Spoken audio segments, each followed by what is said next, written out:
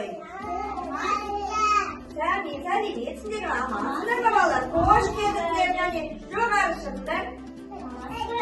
Амансыңдар ма? Ой, айналайындар, өркендерің өссін.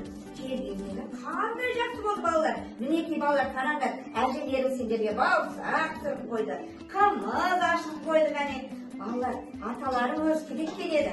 Мына асықтарын мен сендерге жинап жасақтап отыр едім. Енді осы асықпен сендерге ойнатайын деп отырмын. Асық сендер білесіңдер ме? Білесіңдер ме балалар асықты? Иә.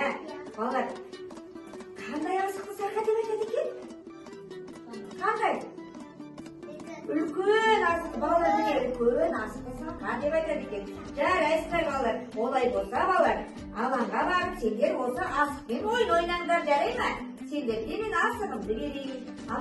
Біз ұлттық ойындар ойнауға келдік балалар. Сендер қандай ұлттық ойындарды білесіңдер? Асық ату. Иә.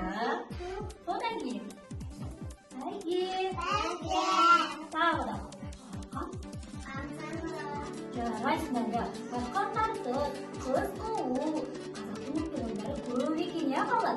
Біз соның ішінде қанталапай ойынын ойнайды екенбіз балалар бүгін.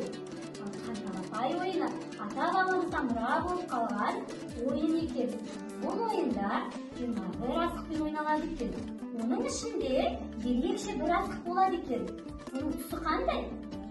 Қызыл. Я, бұл асықты қан асығы деп атайды екен. Ойынды бастаған кезде қан асығын кім алса, сол бала ойынды бастайды екен. Және ойын барысында кім қызыл асықты алса, қан асығын алса, сол бала ойынның жеңімпазы болып саналады екен. Ойын жайлы түсінікті ме? Жарайсыңдар балалар. Олай болса, ойынымызды бастайық. Қанекей, талапай, басталды ойын. Алақай. Қанекей, жинап аламыз балалар.